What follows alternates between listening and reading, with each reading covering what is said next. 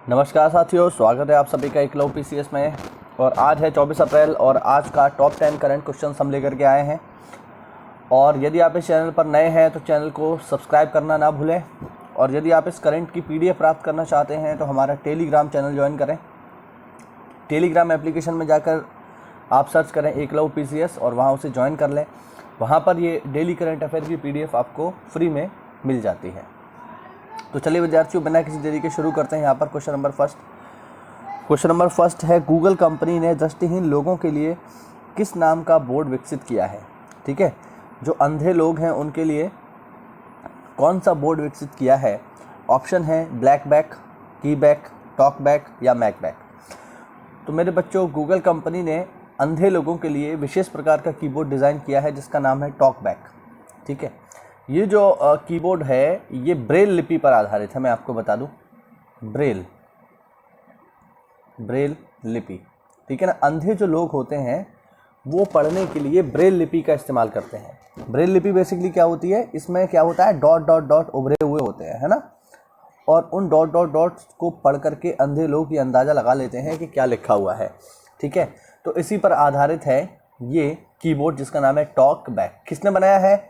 Google company ने बनाया है। ध्यान रखना, क्वेश्चन जो है पेपर में इस तरीके से भी आ सकता है कि दृष्टिहीन लोगों के लिए टॉक बैक नामक ब्रेल कीबोर्ड किस कंपनी के द्वारा विकसित किया गया है। तो ऐसे में जवाब हो जाएगा गूगल। ठीक है ना, तो रिवर्स में भी ये सवाल पूछा जा सकता है। व्याख्या देख लेते हैं। ठीक है, तो देख सकते हैं गूगल कंपनी ने दृष्टिहीन लोगों के लिए टॉक बैक नामक ब्रेल बोर्ड विकसित किया है। ठीक है, और ये जो बोर्ड है ये विंडो और एंड्रॉयड दोनों पर ही काम करता है। चलिए अगला सवाल देखें।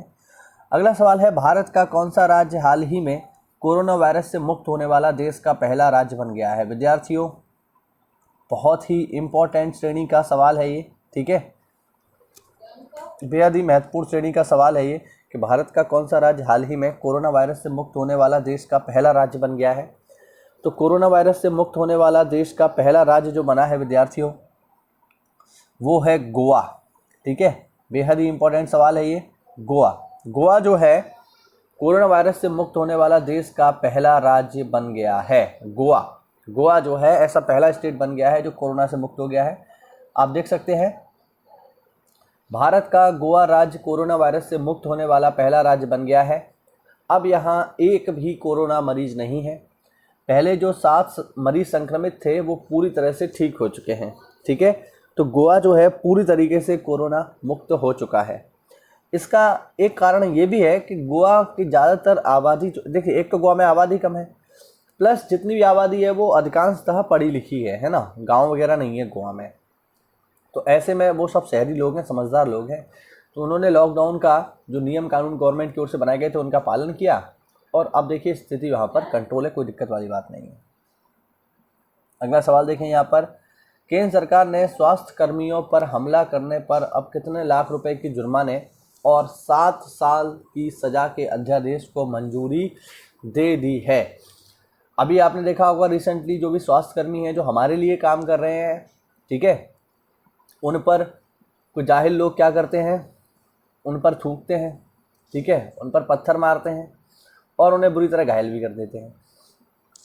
तो ऐसे में स्वास्थ्य कर्मियों पर हमला करने पर यदि आप करेंगे तो ऐसे में आपको 7 साल तक की तो सज़ा हो सकती है और 2 लाख रुपए तक का जुर्माना लगाया जा सकता है। ये अध्यादेश है जो कि राष्ट्रपति जी के द्वारा जारी कर दिया गया है। ठीक है ना, तो वर्तमान में आप देख पाएंगे केंद्र सरकार ने स्वास्थ्य कर्मियों पर हमला करने पर अब 2 लाख रुपए के जुर्माने तथा 6 माह से 7 साल तक की सजा के अध्यादेश को मंजूरी दे दी है। प्रकाश जावड़ेकर ने कहा है कि उनकी सुरक्षा के लिए सरकार पूरा संरक्षण देने वाला अध्यादेश जारी करेगी। तो कहने का अभिप्राय ये है कि अब जो स्वास्थ्यकर्मी जो हमारे लिए कोरोना संकट में काम कर रहे हैं उनको कोई हानि नहीं पहुंचा सकता। महत्वपूर्ण है। अगला है, लॉकडाउन के बीच किसानों को सुरक्षित तथा जागरूक रखने के लिए 17 विशेष दिशा निर्देश किसने जारी किए हैं। तो इस सवाल के तो ऑप्शन ही ऐसे हैं कि कोई थोड़ा सा भी समझदार व्यक्ति इसको बता देगा, है ना। अब किसानों की बात है तो भैया कृषि मंत्रालय ही करेगा, है ना। सुप्रीम कोर्ट और खेल मंत्रालय का तो कोई मतलब ही नहीं बनता, है ना। तो देख सकते हो आप इसमें कृषि मंत्रालय ने हाल ही में लॉकडाउन के बीच किसानों को सुरक्षित रखने और उन्हें जागरूक करने के लिए 17 विशेष दिशा निर्देश जारी किए हैं। ये दिशा निर्देश थ्रेसिंग, बुआई और फसल की कटाई कार्यों के दौरान सामाजिक दूरी बनाए रखने में मदद करेंगे। बेसिकली कहने का मतलब ये है यहाँ पर कि खेती जो है, देखिए, मुख्य रूप से सामूहिक कार्य है, अकेला व्यक्ति सामान्य रूप से खेती नहीं कर सकता। तो यहाँ पर किसानों को इस बात का ध्यान रखना है कि खेती के दौरान वो सोशल डिस्टेंसिंग का पालन करें और भीड़ बनाने से बचें, ठीक है, और मास्क वगैरह का यूज़ तो करना ही है। इसके बारे में कृषि मंत्रालय ने उन्हें दिशा निर्देश जारी किए हैं, गाइडलाइन जारी की है। अगला देखें, होम लोन देने वाली किस कंपनी ने रिटेल प्राइम लैंडिंग रेट में 15 BPS, अब देखो BPS क्या है, बेसिकली 15 BPS, देखिए BPS क्या है, ये होते हैं बेसिक पॉइंट्स, ठीक है, बेसिक्स पॉइंट्स इन्हें कहा जाता है, बेसिक्स पॉइंट्स इन्हें कहते हैं। 15 BPS की कमी की है। 15 BPS का मतलब ये है कि होम लोन में इन्होंने अपनी जो होम लोन है उन्हें 0.15% सस्ता कर दिया है। सीधी सी बात ये है। तो वो कौन सी कंपनी है जिसने अपने होम लोन को 0.15% तक सस्ता कर दिया है? तो वो जो होम लोन की कंपनी है वो है HDFC, ठीक है। वो कौन सी कंपनी है? HDFC, ठीक है, housing development and financial corporation. HDFC company ने अपने रिटेल प्राइम लैंडिंग रेट में 15 BPS की कमी कर दी है, बेसिक्स पॉइंट्स की कमी कर दी है, जिसका मतलब होता है 0.15%, ठीक है। HDFC ही वो बैंक है जिसमें हाल ही में चीन की जो सेंट्रल बैंक है उसने कुछ हिस्सेदारी खरीद ली है, ये भी हमें पता है, ठीक है ना, ये मैंने आपको बताया था, ठीक है, देख लीजिए, यही है ये सब। अगला सवाल थोड़ा महत्वपूर्ण है, ध्यान रखेंगे, ठीक है। IAS अधिकारी कपिल देव त्रिपाठी को हाल ही में किसका सचिव नियुक्त किया गया है? बेहद ही इंपॉर्टेंट प्रश्न है ये, ठीक है। कपिल देव त्रिपाठी हाल ही में किसके सेक्रेटरी बन गए हैं? तो वो है हमारे राष्ट्रपति जी, महामहिम रामनाथ कोविंद जी, ठीक है। तो राष्ट्रपति रामनाथ कोविंद जी के सचिव नियुक्त कर दिए गए हैं IAS अधिकारी कपिल देव त्रिपाठी। ये पेपर में पूछा जा सकता है कि रामनाथ कोविंद के सचिव हाल ही में किसको बनाया गया है? तो रामनाथ कोविंद जी के जो सचिव बने हैं वो हैं कपिल देव त्रिपाठी, हम इनको ध्यान रखेंगे, ठीक है। विशेष जानकारी आप देख सकते हैं, IAS अधिकारी कपिल देव त्रिपाठी को हाल ही में राष्ट्रपति रामनाथ कोविंद का सचिव नियुक्त किया गया है। कपिल देव त्रिपाठी असम मेघालय कैडर के 1980 बैच के IAS अधिकारी हैं। देखिए ध्यान रखेंगे, प्रधानमंत्री हो गया, ठीक है, राष्ट्रपति हो गया, उपराष्ट्रपति हो गया, इनके जो सचिव होते हैं, ठीक है, वो IAS अधिकारी ही होते हैं, ठीक है, जो इनके साथ रहते हैं, ठीक है, और इन्हें विभिन्न मुद्दों पर जो है सलाह देने का कार्य करते हैं यदि मांगी जाए तो। आगे देखें, 23 अप्रैल को विश्व भर में कौन सा दिवस मनाया जाता है? तो 23 अप्रैल को विश्व भर में कौन सा दिवस मनाया जाता है? तो सबको पता है, सब लोग सोशल मीडिया चला रहे हैं तो ये पता ही होगा। 23 अप्रैल को कौन सा दिवस मनाते हैं? 23 अप्रैल को मनाते हैं विश्व पुस्तक तथा कॉपीराइट दिवस, ठीक है। बेसिकली विश्व पुस्तक दिवस आप लोग ध्यान रखेंगे, वर्ल्ड बुक डे है ये, है ना। 23 अप्रैल को हम मनाते हैं विश्व पुस्तक दिवस, आप देख सकते हैं 23 अप्रैल को विश्व भर में विश्व पुस्तक तथा कॉपीराइट दिवस मनाया जाता है। इस दिवस को विश्व भर में मनाने का उद्देश्य लोगों के बीच किताब पढ़ने की आदत को बढ़ावा देना है, ठीक है, कि लोग ज़्यादातर किताबें पढ़ें, इसके लिए मनाया जाता है विश्व पुस्तक दिवस। आगे देखिए जरा, सुप्रीम कोर्ट ने किस राज्य के अनुसूचित जाति क्षेत्रों में ST उम्मीदवारों के लिए 100% आरक्षण देने के आदेश को निरस्त कर दिया? विद्यार्थियों, बेहद ही महत्वपूर्ण सवाल, आज के न्यूज़पेपर की खबर है ये, आप दैनिक जागरण उठा के देखेंगे आज का, तो फ्रंट पर आपको सबसे ऊपर यही हेडलाइन मिलेगी कि सुप्रीम कोर्ट ने आंध्र प्रदेश राज्य में जनजातीय क्षेत्रों में दिए जाने वाले ST उम्मीदवारों के लिए 100% आरक्षण के आदेश को निरस्त कर दिया। ये आदेश जो है आंध्र प्रदेश राज्य के राज्यपाल ने जारी किया था। इस आदेश को देते समय सुप्रीम कोर्ट ने ये कहा कि आरक्षण की जो, देखिए आप इस लाइन को बाकायदा पढ़ सकते हो, वहाँ पर दिया हुआ है, उसमें साफ साफ सुप्रीम कोर्ट ने कहा है कि आरक्षण की व्यवस्था 10 साल के लिए थी, है ना, अब 70 साल होने जा रहे हैं, तो अभी भी यदि आरक्षण का लाभ उन लोगों को नहीं मिल पा रहा है जिनको मिलना चाहिए, तो वाकई में आरक्षण की समीक्षा होना जरूरी है।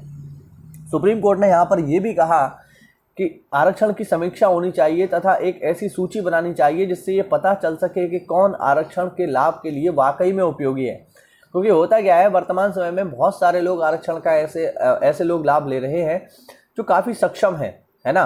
अब आप ही बताइए, जब आरक्षण का लाभ ऐसे लोगों को मिल जाएगा जो ऑलरेडी सक्षम है, तो वो आरक्षण उन लोगों तक नहीं पहुंच पाएगा जिनको वास्तविक आवश्यकता है, ठीक है।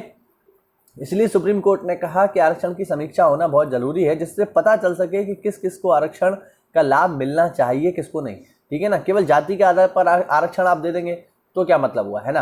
अब बहुत सारे लोग, मैं व्यक्तिगत ऐसे लोगों को, बहुत सारे ऐसे लोग हैं जिन्हें मैं जानता हूँ जिनके घर में 3-3 4-4 सरकारी नौकरियाँ हैं और वो भी आरक्षण का लाभ ले रहे हैं, और ऐसे भी लोग हैं जिनके घर में एक भी सरकारी नौकरी नहीं है और उनको जो है आरक्षण का लाभ उतना नहीं मिल पा रहा है। तो ऐसे में इसकी बिल्कुल समीक्षा होनी ही चाहिए और सुप्रीम कोर्ट ने इसके लिए काम भी किया है, ठीक है। तो सुप्रीम कोर्ट ने ये कहा कि आप आंध्र प्रदेश के अनुसूचित जाति क्षेत्रों में 100% आरक्षण नहीं दे सकते। सुप्रीम कोर्ट ने ये भी कहा कि ऐसा जरूरी नहीं है कि एसटी एरिया है, जो जनजाति एरिया है, वहाँ पर केवल जनजाति शिक्षक ही पढ़ाएंगे, ऐसा कुछ नहीं है, ठीक है। कोई भी व्यक्ति वहाँ जा करके पढ़ा सकता है। और सुप्रीम कोर्ट ने यहाँ पर यह भी कहा कि ये जो अनुसूचित जनजाति वाले क्षेत्र हैं, ये जो आदिवासी हैं, ये कोई अजूबे नहीं है ना, ये कोई अजूबा नहीं है। इन्हें आरक्षण दिया जाना चाहिए, इसलिए ताकि ये राष्ट्र की मुख्य धारा में शामिल हो सकें। ये जो भी बातें मैंने आपको बताई हैं, ये सारी की सारी उस न्यूज़पेपर की कटिंग में आपको मिल जाएंगी। मैं स्क्रीनशॉट में यहाँ पर लगा दूंगा, आप उसको देख पाओगे, और अगर आपके यहाँ दैनिक जागरण आता हो तो आप भी उसे पढ़िएगा, ठीक है। देखिए यहाँ पर लिखा हुआ है, सुप्रीम कोर्ट ने फैसला दिया है कि अनुसूचित क्षेत्रों में स्थित स्कूलों में अनुसूचित जनजाति वर्ग के संबंधित शिक्षकों का 100% आरक्षण संवैधानिक रूप से अमान्य है।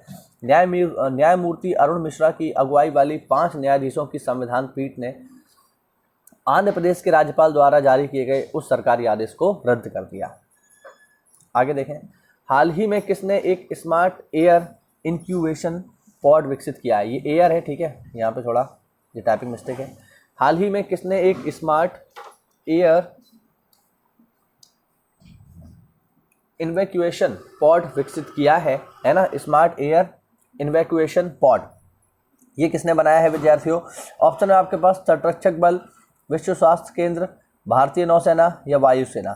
तो ये जो है ये बनाया गया है किसके द्वारा, ये जो पॉड बनाया गया है भारतीय नौसेना, इंडियन नेवी के द्वारा इसको विकसित किया गया है, ठीक है। मैं उसका फोटो लगा दूंगा तो आपको दिख जाएगा कि वो कैसा दिखाई देता है, ठीक है। भारतीय नौसेना, कोच्चि में भारतीय नौसेना के नौसेना विमान यार्ड के स्मार्ट एयर इंक्यूबेशन पॉड विकसित किया है। स्वदेशी रूप से डिज़ाइन AEP कोरोना वायरस से संक्रमित व्यक्ति को पूरी तरह से सील करके स्थानांतरित कैप्सूल में पोत और दीप से बाहर ले जाने में मदद करेगा, ठीक है। यानी एक बड़ा सा बॉक्स होगा, उस बॉक्स में उस मरीज को रखा जाएगा और फिर वो वायरस से ग्रसित जो व्यक्ति है उसका वायरस उस पॉड से, उस बॉक्स से बाहर नहीं जा पाएगा। बेसिकली बात ये है, मैं उसका फोटो लगा दूंगा, आप देख पाओगे।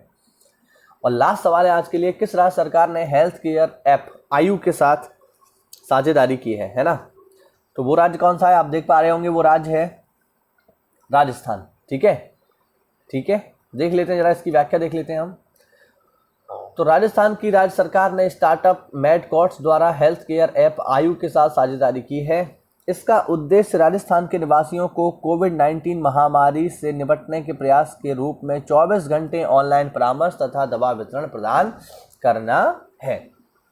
तो राजस्थान गवर्नमेंट ने जो है आयु नामक एप्लीकेशन के साथ साझेदारी की है कोविड-19 से निपटने के लिए। देखिए कोरोना पीरियड में जितने भी एप्लीकेशन आ रहे हैं, चाहे आरोग्य सेतु हो, है ना, चाहे किसान रथ हो, ये मैं आपको बता चुका हूँ, चाहे एसएस कोरोना हो, इसको हमने कल देखा था, वो दिल्ली गवर्नमेंट यूज़ कर रही है, और आज राजस्थान गवर्नमेंट यूज़ कर रही है आयु। तो ये सभी आपको पता होने चाहिए, पेपर में इनमें से कोई भी आपसे पूछा जा सकता है, ठीक है। तो ये था आज का हमारा इंपॉर्टेंट करंट अफेयर। और जैसा कि मैंने बताया कि ये PDF चाहिए तो ज्वाइन कीजिए हमारा टेलीग्राम चैनल। कोई भी डाउट हो, कोई भी सवाल समझ में ना आया हो तो कमेंट बॉक्स में हमसे पूछना ना भूलें। तो चलिए विद्यार्थियों, आज के दिन इतना ही रखते हैं।